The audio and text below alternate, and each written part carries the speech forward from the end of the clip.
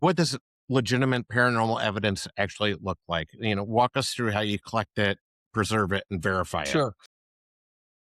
First of all, we're videotaping everything. So and we've got a couple of things on video that we keep it, we collect it. I actually keep it in a locked vault, almost like we would an evidence room, and we check it in and we check it out so that it's always the chain of custody is always there. And that's tough. That's tough with folks that are doing this that haven't got a police background. Mhm. They just put it out online and they think there it is. Well, we put some stuff out online, but the original evidence goes into a locked box type of thing, just like an evidence room. So we collect it. We start off our investigation doing a certain protocol each time. As we collect the evidence, it gets downloaded, put into a safe spot, and then we compare it with other evidence we get later. One of the things that we do to try and corroborate, we back up a little bit here. We try very hard to correlate, coordinate everything, and correlate maybe is also a good word. For example, if we get a piece of evidence, what does it record on? Did we just get it? Did somebody just experience it, which really isn't evidence? But did somebody experience it at the same time? Did we get an audio tape of it? Did we videotape it? Did this piece of equipment acknowledge something and then another piece of equipment acknowledge the same thing? And we keep records of all that. We tape it.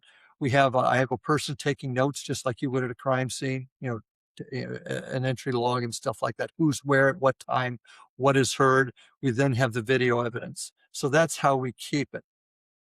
There is not yet a repository.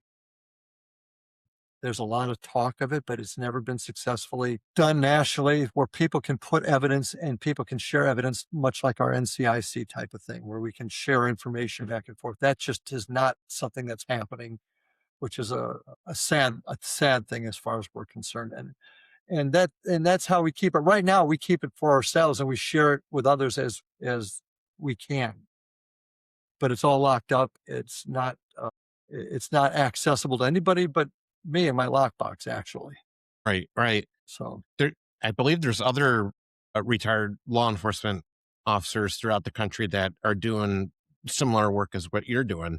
It's because it's interesting when you bring up the repository where that would be a good idea of data collection and sharing. Then you've probably connected with some of those other retired law enforcement I officers. have. Yeah. I have.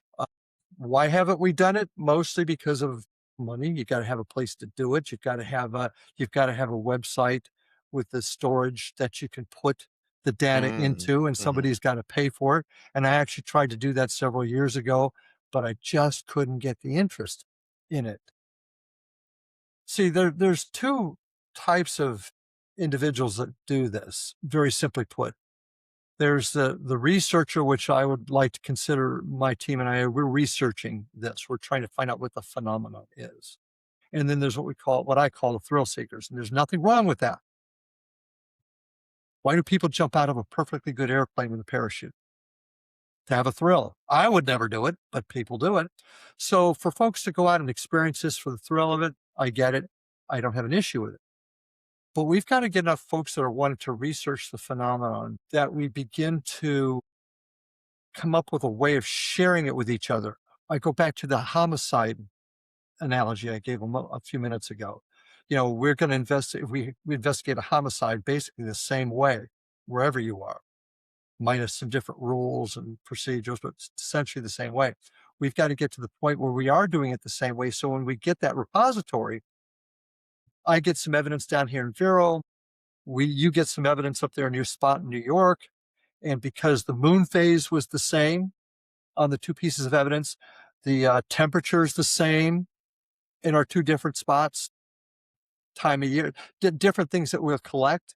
Now we've got something. If you're getting a piece of evidence and the conditions are the same and it's collected essentially the same way I did, now we got something. Now we've got something we can talk about and maybe begin to put some answers to. So that's why the repository is so important.